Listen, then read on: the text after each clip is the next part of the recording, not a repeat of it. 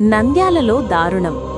అతివేగంగా వాహనం నడపడాన్ని ప్రశ్నించినందుకు తనపై నంద్యాల 3 టౌన్ సీఐ వేణుగోపాల్ అమానుషంగా ప్రవర్తించాడని బాధితుడు జమాల్ హుస్సేన్ ఆరోపించారు.